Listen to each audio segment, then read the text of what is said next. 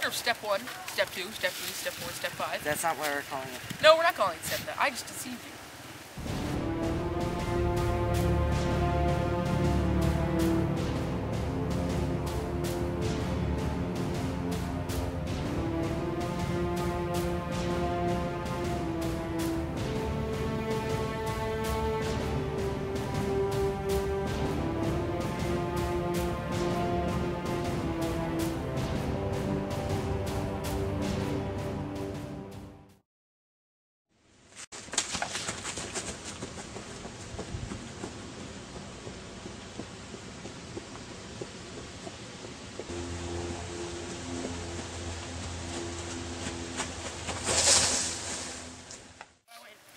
What I want you to do for the shot, basically, you just got out. You're going to kind of look around at this guy, because you just came out of like a nuclear apocalypse, and basically looking around, and then you're going to basically just kind of exit off, but I'm going to pan up. What about this? What? Oh, well, no, that's alright. Get out of the way. Alright, get out of the way. Okay. The plot of Step 1 is, it's basic, alright? You have a main character, you really don't know much about him, you don't even know his name, but, we're in some sort of we've had some sort of, devastating event. It's wiped out everything. It's like the apocalypse, except, no, it's pretty much the apocalypse. And he's managed to survive, and he's obviously been told by people he's been with before to go look for this case, which he has the key to, which provides instructions from this sort of mysterious sort of figure he doesn't know, who's kind of trying to help him, quote, survive.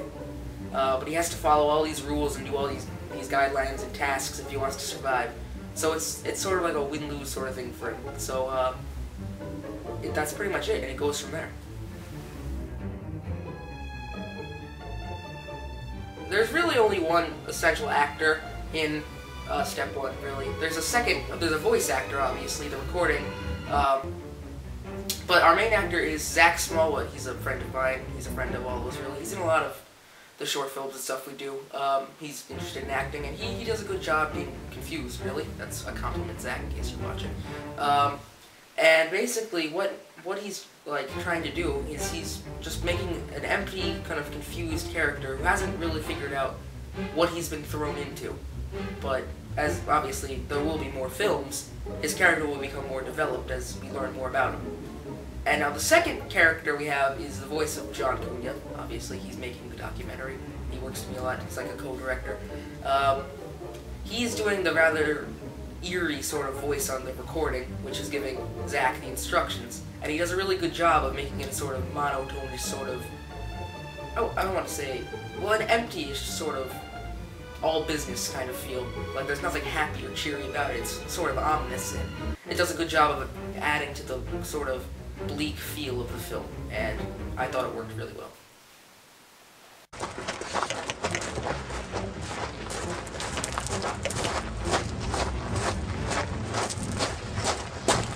A lot of people say that location is really the key to a film, because if you have bad location, then it's going to throw off the whole feel. I actually was with my dad. We were just kind of walking around one day. It was like Saturday or Sunday. Didn't have anything to do, so we went for this walk. It's kind of off a bike path. We kind of stumbled upon it. We were walking along the bike path, and I noticed this trail I'd seen before. So we went off it a ways, and we came back behind an industrial park with a lot, supermarkets and everything. It was all kind of back there. It was really this desolate, sort of empty lot, really. Sand. There was like an old shopping cart, kind of twisted and bent. Great, apocalyptic thing. It's a key to making an apocalyptic film. Throw in a shopping cart. Just make note of that. And it just was a perfect location, I thought, for something, post-apocalyptic. So I began thinking of some sort of story. And the wind blows really kind of creepy through it, very eerie. It kind of kicks up the dirt a little bit and everything. The sky was all gray when we went, which made me think even more of like an apocalypse sort of thing. And it really added to the feel, so I wanted to base a story around that location. And I did. And a few weeks later, I went back there and showed it a film.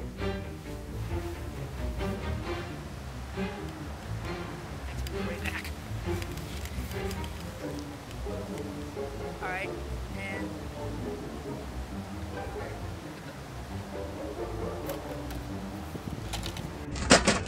You know what? We'll do this in 2 shots.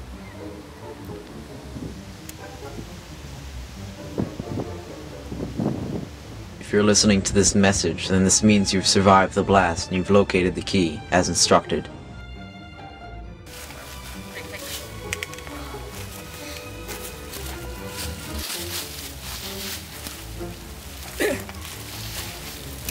on stage. This is really me struggling. Things I do for you people. Every time you make a movie, you're gonna run into problems. Trust me, I know. Basically, we had a couple problems. It was nothing really serious. There's always the matter of your equipment, making sure you have fully charged battery, making sure everything's working right, camera's clean, you have tape. Yeah, your battery is fully charged. That's really the main thing, having a charged battery. And at that time, this was before I really got my recently acquired nice new camera. I had a fairly old video camera I was working with. You had to back up the tapes, have enough room. The quality was not all that great, but I could get by with it and everything, so there was that challenge.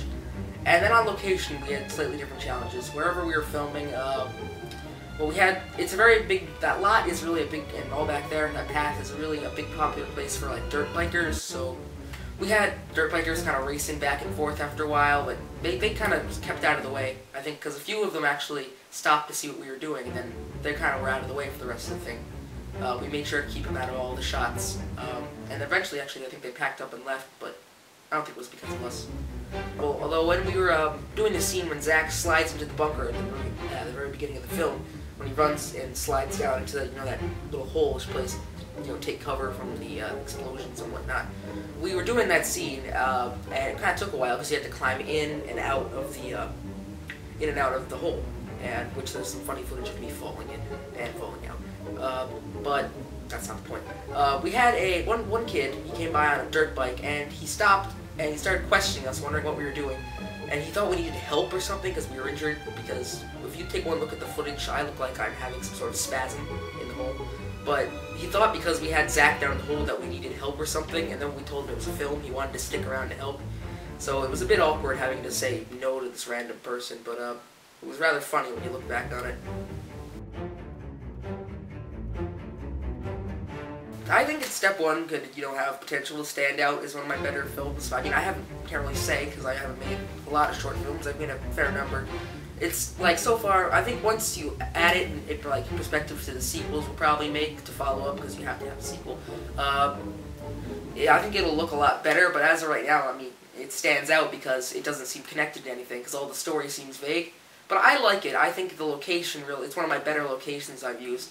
And I think for once I really was able to capture the sort of feel I wanted to get. I mentioned feel a lot because I'm big on getting like a certain kind of, what's the word? I'd say a certain kind of, I don't know, a feel. We'll go with feel. That I like to keep running throughout my film. If I want a specific emotion or like characters to be doing a certain kind of thing, I'm going to stick to that. And I thought that really apocalyptic sort of thing I got in step one makes it stand out just because I got the theme that I really wanted. And I think once added to the others, it'll look really nice.